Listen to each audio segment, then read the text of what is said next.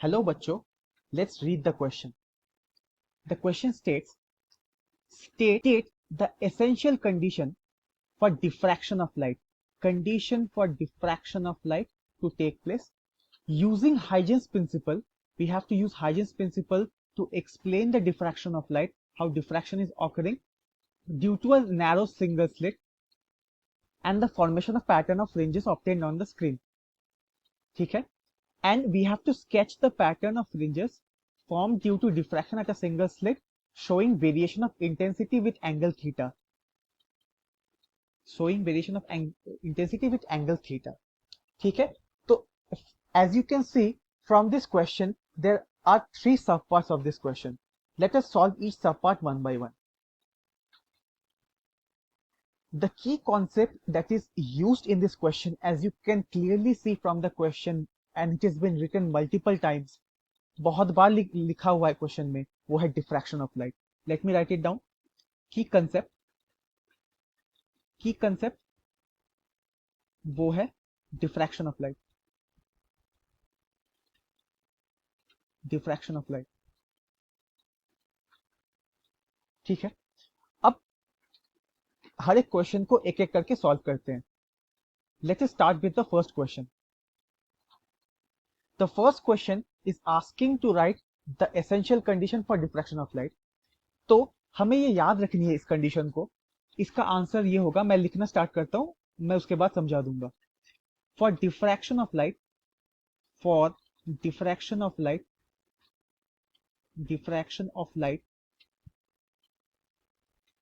to occur, the obstacle, the size of the obstacle, ratherly, the size of the obstacle that is placed in the path of light must be comparable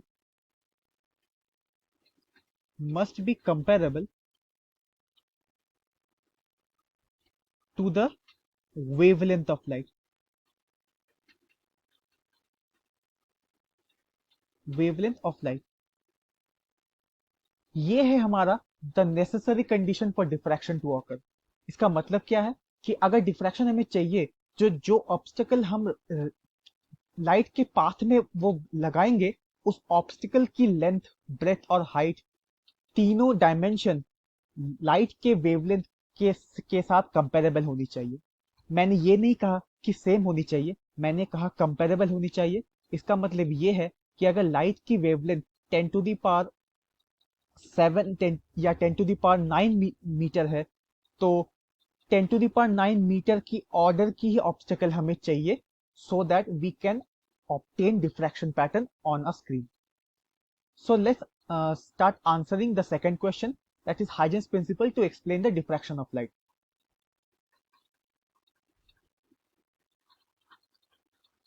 तो मैं यह लिखना start करता हूं.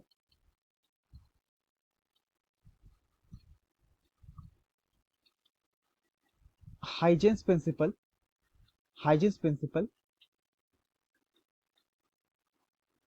for diffraction of light.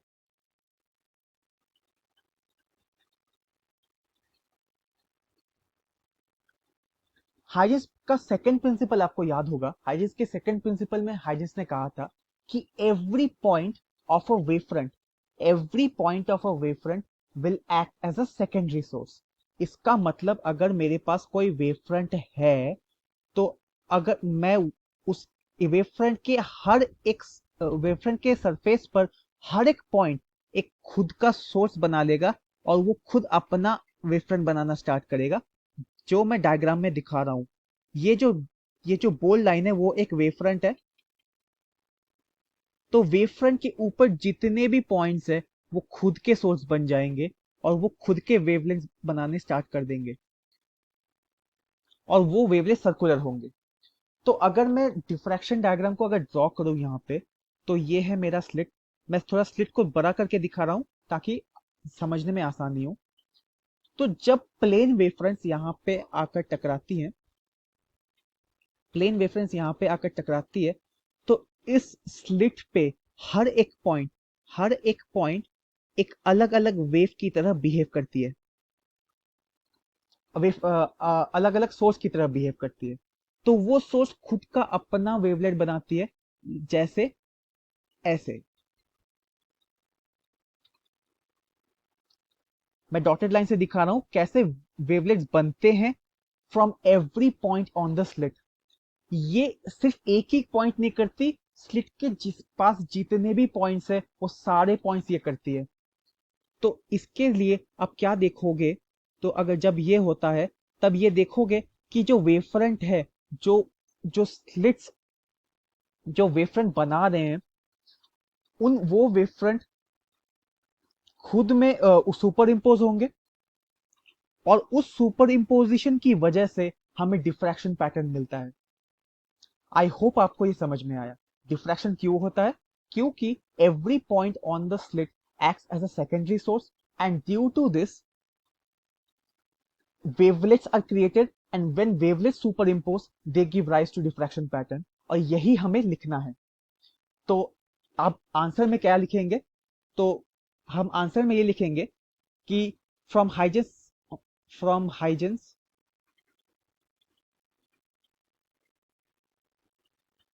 second postulate,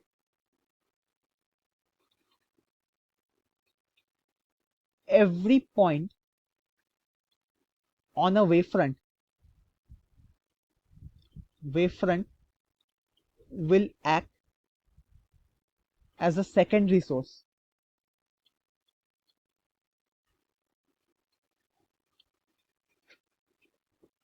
when plane wavefronts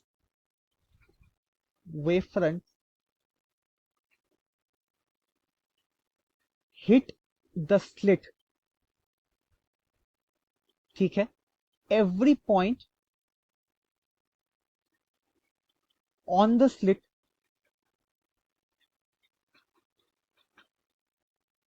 will act as a secondary source। Secondary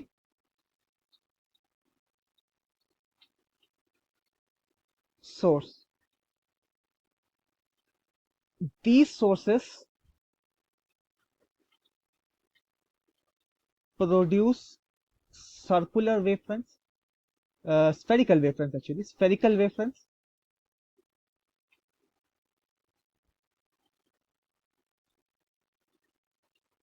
and when these spherical wavefronts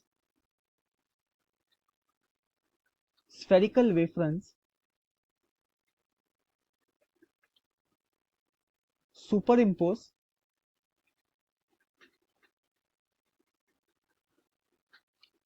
they give rise to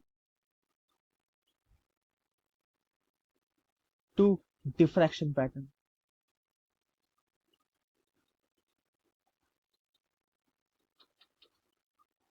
I hope आपको ये बात समझ में आई। आप इतना लिख दें, आपके आपके एग्जाम में पूरे नंबर मिल जाएंगे।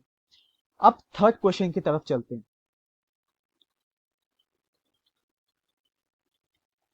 थर्ड क्वेश्चन में हमें ये बोला गया है कि draw the pattern of diffraction pattern on the screen showing the intensity versus the angle. तो यहाँ पे हमें ड्रॉ करनी है diffraction pattern diagram for, let me write it down, diagram for diffraction pattern।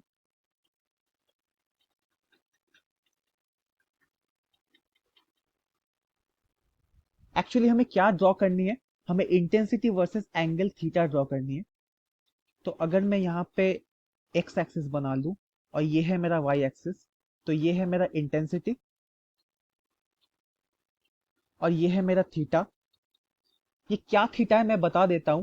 आपने फॉर्मूला तो जरूर पढ़ा होगा, a sine theta is equal to n lambda, और a sine theta is equal to n plus half into lambda. ये है minima की condition और ये है डिफ्रैक्शन मैक्सिमा की कंडीशन। ठीक है, अब इंटेंसिटी ड्रॉ करते हैं। तो सेंट्रल पॉइंट पे हमें हमेशा डिफ्रैक्शन मैक्सिमा बनेगा। तो डिफ्रैक्शन मैक्सिमा ऐसा दिखेगा हमें।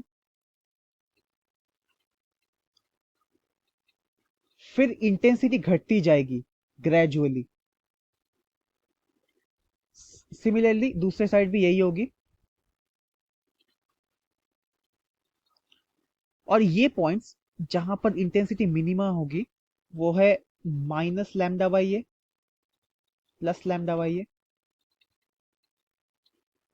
ये होगा 3 लैम्डा बाई 2a माइनस वाला, और ये plus 3 lambda by 2a। With every maxima we can see that the intensity is decreasing, और यही है आपका डिफ्रैक्शन पैटर्न, आपको यही ड्रॉ करना था। I hope you have understood the solution. Best of luck.